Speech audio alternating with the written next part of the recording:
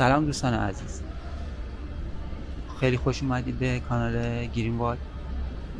امیدوارم که هر جایی از دنیا که هستین خوب و خوش و سلامت و پر انرژی باشین. ما امروز در مجتمع تجاری تفریحی اوپال هستیم یا همون مرکز خرید بزرگ اوپال در تهران و میریم ببینیم که به چه صورته. ما به ترتیب از طبقات بالا شروع میکنیم و میایم به طبقات پایین تر. در حین پیاده روی هم توضیحات مختصری در مورد با این مجتمع تجاری خدمت شما عرض میکنم.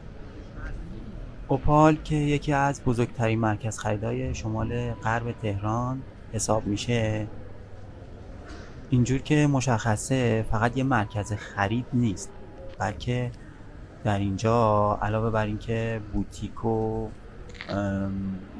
مغازه های لباس و کفش و کیف و چیزا وجود داره، یه مرکز تفریحی و سرگرمی هم هست که داخل اون فودکورت و رستوران، کافی شاپ، سینما اوپال، بولینگ اوپال و شهر بازی هم هست و میتونه یه روز کامل و شاد رو برای شما رقم بزنه.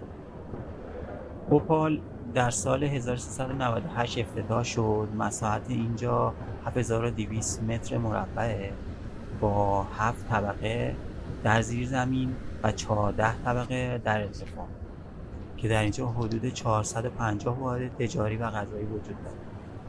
چند تا ویژگی منحصر به فرد این مجتمع تجاری داره که یکیش اینه که در مقابل زلزله مقاومه و دارای اسکلت فلزی خیلی مقاومه. یکی دیگر هم از این ویژگی ها مجهز بودن به باند هلیکوپتره. ویژگی دیگرش هم اینه که امکان جابجایی حمل و نقل بین تمامی طبقات وجود داره، یعنی اینکه 15 تا دستگاه آسانسور 18 نفره و 67 دستگاه پله برقی مدرن و زیبا در اینجا وجود داره. به گونه این مجتمع چیدمان شده که هر طبقه ای مربوط به یک شاخه و یک مدل. مثلا در یک قسمت فقط لوازم الکترونیک، در یک طبقه فقط لوازم الکترونیک، در یک طبقه لوازم اسپورت، در یک طبقه استایل و فشن و چیزهای شیک، لباسهای شیک، در یک طبقه فودکورت و در یک طبقه مربوط به وسایل و اسباب بازی های بچه ها و کودکان، حالا لباس های کودکانه و طبقات دیگه. ساعت کار مرکز خرید اوپال هم از ساعت 9 و 10 صبح شروع میشه تا ساعت 23 و 24 که خاتمه پیدا میکنه. آدرس دقیق این مرکز هم در شمال غرب تهران، بلوار فرهزادی، میدان کتاب، ابتدای بلوار کوهستان میباشه. نزدیکترین مترو هم به این مرکز مترو میدان صنعت. خلاصه کنم که این مجتمع تجاری یکی از کامل ترین مجتمع تجاری ها در تهران می باشه.